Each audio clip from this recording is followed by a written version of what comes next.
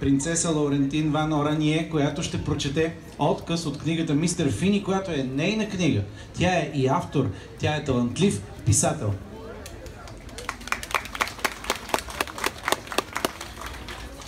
Добър ден, Пловдив. Добър ден, Пловдив. I'm sorry. So, Mr. Fini is a book that I wrote. Мистър Фини е книга, която аз написах. And I'm very proud that two of the books are translated here in Bulgaria, and so my love for Bulgaria is really because you've been so generous accommodating me and Mr. Fini here in Bulgaria. И много се радвам, че две от книгите за Мистър Фини вече са издадени на български. Любовта ми към България е много голяма и много се радвам, че и вие ме посещате така радушно тук. And Mr. Fini is basically half man, half shark. Мистър Фини е наполовина човек, наполовина акула. And he discovers the world by asking questions.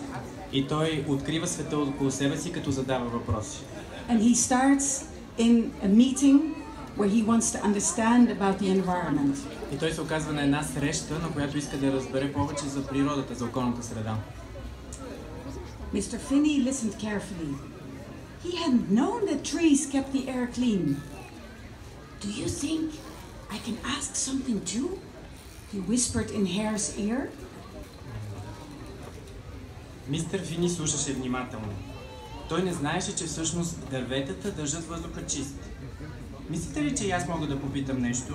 Той прошепна в ухото на един от участниците. Mr. Fini stuck up a fin. All of the animals turned to look at him. How do the trees keep the air clean? He asked shyly. Мистър Фини се изправи и пое въздух. Всички животни погледнаха към него. Как всъщност дърветата поддържат въздуха чист? Той попита срамежливо. It's mainly the leaves of the tree that do it, Dr. Raccoon answered. He took a deep breath before launching into his explanation, but before he could start speaking, Mr. Fini asked another question. Всъщност, това са основно листата на дърветата, отговори доктор Миещо мече. Той си пое дълбоко въздух и беше готов да се впусне в обяснения, но преди да може да започне да говори, мистер Фини зададе още един въпрос. If the air is for everyone, and the trees make the air clean, why doesn't everyone want to keep the trees? Ако въздухът е за всички и дърветата правят въздуха чист, тогава защо ние всички не се грижим за дърветата? Dr. Raccoon looked at Mr. Fini with surprise. That's an important question and you're right. But unfortunately, not everyone feels the same way.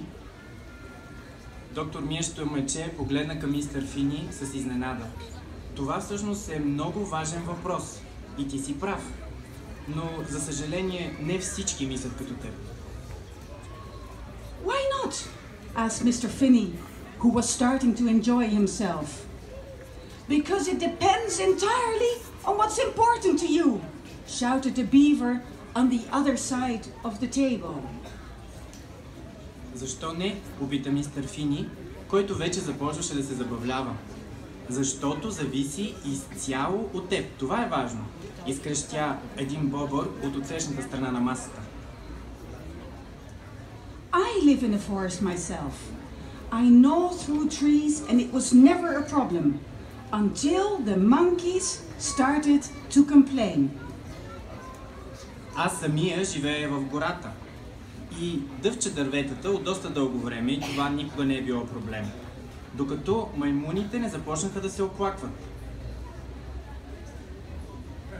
And then my last sentence. И последното ми изречение. The beaver pounded the table with his fist and jumped up. I've had enough of it, he yelled. He stormed out of the room, slamming the door behind him. Писна ми вече от това. Бобърът тропна разсърдено по масата. и излезе от стаята ядосан, затваряйки вратата зад себе си.